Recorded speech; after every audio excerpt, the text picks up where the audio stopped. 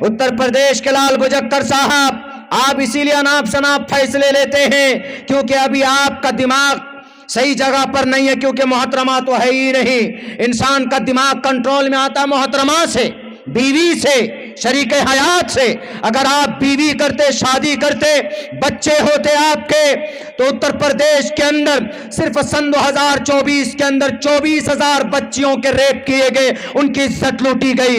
آپ ان پر نینترن کرتے۔ 7,500 کروڑ روپے گنگا کے کنارے آپ نے خرچ کیے، ٹھیک ہے، لیکن 7,500 کروڑ روپے اگر آپ دیش کی بیٹی کی عزت کی رکشا کے لیے خرچہ کرتے تو 24,000 بچی کا ریپ اور ان کا مرڈر نہ ہوتا۔ یہ سوچ بدلیے آپ۔ کیا آپ دھارمک بنیے، اچھی بات ہے، دھارمک بنیے۔ دھرم کے اندر کرم کام آتا ہے، دھرم کے اندر عمل کام آتا۔ کیا عبداللہ سالم یہ کہے گا کہ عبداللہ سالم سید تھا تو جنت جائے گا؟ ذرہ برابر نہیں۔ اگر عبداللہ سالم سید ہے یا انصاری، اگر یہ کوئی گناہ کرے گا تو رب کل قیامت میں سب سے پہلے سوال کرے گا۔ میں صرف سید ہونے کی وجہ سے یا انصاری ہونے کی وجہ سے یا قریشی ہونے کی وجہ سے اپنے جھنڈے کو لے کر جنت میں نہیں جا سکتا۔ اللہ کو ذات سے، نسل سے، سیکس سے اور کاسٹ سے کوئی سروکار نہیں ہے، اللہ کو عمل سے سروکار ہے۔ اِنَّ أَكْرَمَكُمْ عِندَ اللَّهِ أَتْقَاكُمْ۔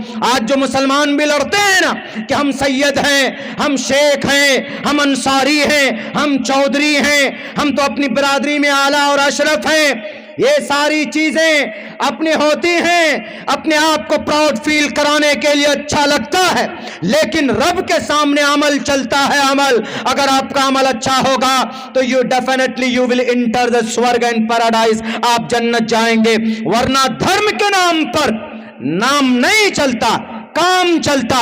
نام چلتا تو ابو طالب کا چلتا، نام چلتا تو بڑے بڑے ترم خاں عتبہ، شیبہ، ولید، حنظلہ، مغیرہ کا چلتا، نام چلتا تو ابو لہب کا چلتا، نام چلتا تو ابو جہل کا چلتا۔ لیکن دنیا جانتی ہے ان کا نام آتے ہی ذہن میں کتنا بڑا ظالم یاد آتا ہے۔ اگر نام نہیں کام چلتا ہے۔ کام مضبوط تھا بلال حبشی کا، نام بڑا نہیں تھا، نسل بڑی نہیں تھی، ذات برادری بڑی نہیں تھی، بلکہ اب بلال حبشی کا نام چھوٹا، نسل کا پتہ نہیں، حبشی نسل غلام تھے، فیملی کا پتہ نہیں، خاندان کا پتہ نہیں، لیکن کرم اتنا بڑا کہ بلال حبشی چلتا ہے، مکہ کی گلیوں میں چلنے کی آہٹ سنائی دیتی ہے جنت الفردوس میں۔ عمل چلتا ہے، نام نہیں چلتا۔ میرے مسلمانوں، ان دا اینڈ اخیر میں یہی کہوں گا کہ ہم مسلمانوں کے یقیناً آج عمل اتنے برے ہو چکے ہیں جس کی وجہ سے اللہ کی مدد نہیں آ رہی۔ ہمارا فیصلہ یقیناً غلط ہوتا جا رہا ہے۔ جو ہمارے مرکزی جگہ ہیں، مرکزی ادارے ہیں، وہاں سے اتنے غلط فیصلے ہوتے ہیں کہ آپ تصور نہیں کر سکتے۔ چیزیں جو حرام ہیں ان کو حلال سمجھ کر لوگ کر رہے ہیں، خصوصاً ہمارا نوجوان، ہم مسلمان۔ میوزک حرام ہے، دھڑلے سے سن رہے، نماز چھوڑنا پاپ ہے، چھوڑ رہے ہیں، جان بوجھ کر چھوڑتے، اور شراب حرام ہے، ہمارا نوجوان کوریکس پینے پر مگن ہے۔ اللہ کی مدد نہیں آ سکتی ہے۔ اللہ کی مدد دو باتوں پر ہے، مضبوط یقین اور عمل صالح۔ آج آپ کیجئے مضبوط یقین کے ساتھ اچھا عمل کیجئے، کل اللہ کی نصرت ہوگی۔ عبداللہ سالم بولتا نہیں ہے، خدا کا قرآن بولتا ہے۔ میں جھوٹ بولوں تو میری زبان کاٹ دیجئے گا۔ آج اتنے وبال کیوں آئے؟ ہماری غلطی کی وجہ سے۔ آج جو ہم چیخ رہے ہیں، چلا رہے ہیں کہ مولانا وقف بورڈ بچائیے، وقف بل آ گیا، وقف کی پراپرٹی بچائیے۔ 9.5 لاکھ ایکڑ زمین بھارت کے اندر تیسرا سب سے بڑا استھان، بیت المال وقف بورڈ 9.5 لاکھ ایکڑ زمین۔ مسلمان کتنے ہیں؟ 25، 30، 40 کروڑ۔ مسلمانوں کے تعلیمی ادارے کتنے؟ اتر پردیش میں صرف 23,000 مدرسے، صرف بہار کے اندر میں غالباً 12 یا 11,000 مدرسے پورے بہار کے اندر، چھوٹے بڑے سب ملا کر، ان مدرسوں کو اگر چاہتے وقف بورڈ کے لوگ، ان مدرسوں کو چلانے کے لیے ہمارے علماء خون پسینہ نہیں بہاتے، اگر وقف کی آمدنی سے چاہتے تو مدرسہ چلایا جا سکتا تھا، اماموں کو تنخواہ دی جا سکتی تھی، ہمارے پاس کوئی ہاسپٹل نہیں، ہاسپٹل بنایا جا سکتا تھا، یو پی ایس سی کی کریک کرنے کے لیے کوئی کوچنگ سنستھان نہیں، نیٹ کی تیاری کے لیے کوئی نظام نہیں، کوئی ٹریننگ کالج نہیں، کوئی اسکول نہیں، تو وقف بورڈ کا پیسہ جاتا کہاں ہے؟ ان چیئرمینوں کے پاس۔ اللہ نے بعد میں بھی قانون لایا نا، بعد میں 1970 سے لے کر سن 2002 تک صرف صوبہ مہاراشٹرا کے اندر، صرف ایک چھوٹے سے صوبے میں 70,000 ایکڑ زمینیں بیچی گئی۔ بیچنے والا کوئی یوگی اور مودی یا RSS بجرنگ دل کے لوگ نہیں تھے، بیچنے والا مسلم قوم کے رہبر اور رہنما تھے، بیچنے والے ہمارے چیئرمین تھے۔ وقف کی زمین بیچی جا سکتی ہے؟ نہیں بیچی جا سکتی۔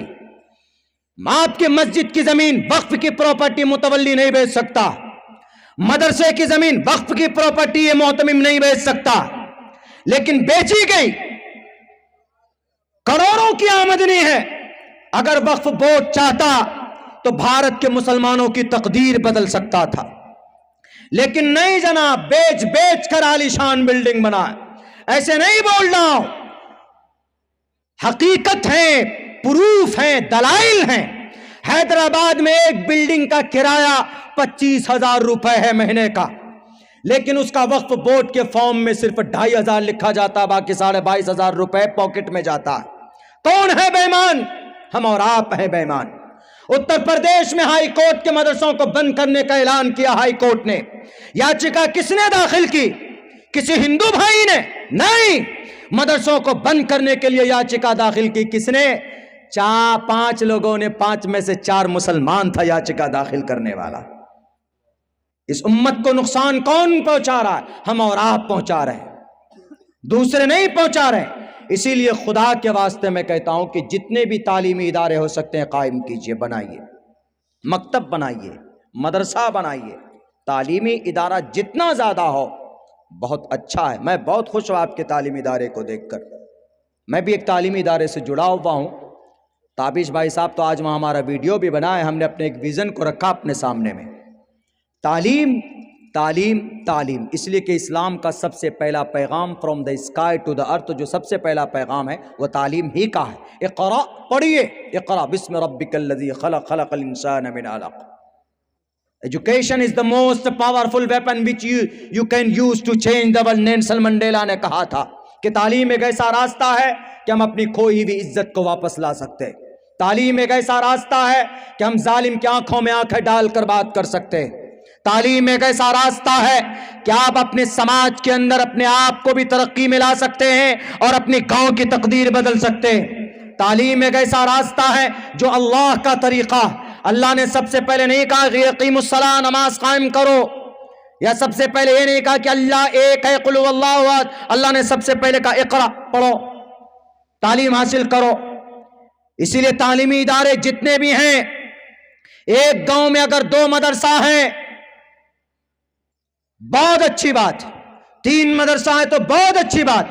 مظفر نگر جانا ہوا، میرٹھ، ایک گاؤں میں 5 مدرسہ اور پورے گاؤں والے چندہ جمع کرتے ہیں 5 مدرسے کے لیے۔ ان سے پہلے سب سے پہلے چندہ جمع کرتے دارالعلوم کے لیے، مظاہر علوم کے لیے، اس کے بعد 5 مدرسے میں اتنا چندہ جمع کرتے ہیں سالانہ کہ کبھی بھی ان کو اناج خریدنے کی یا کہیں باہر جانے کی ضرورت نہیں پڑتی، 5 مدرسوں کو دیکھتے۔ آپ کے محلے میں مکتب ہونا چاہیے، مدرسوں میں مدارس، آپ کے محلے میں مدارس ہونی چاہیے، اور ان کو یوں ہی مت سمجھیے۔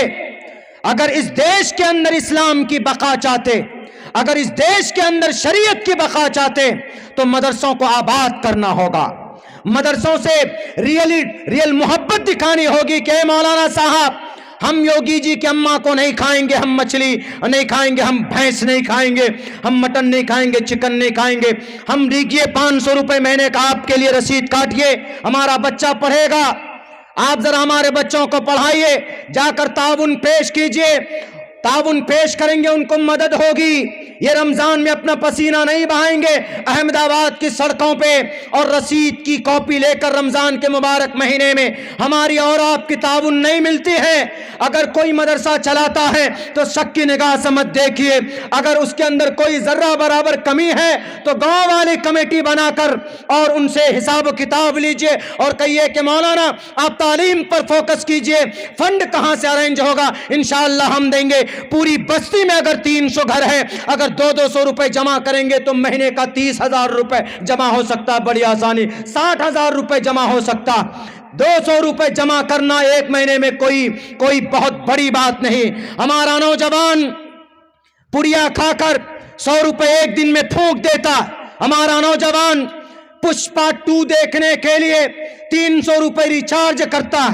हमारा नौजवान गाना सुनने के लिए रातों को 2-2 बजे तक मोबाइलों के अंदर रिचार्ज कराते हैं और गाना डाउनलोड करते हैं, वेब सीरीज डाउनलोड करते और 2-2 बजे रातों तक देखते।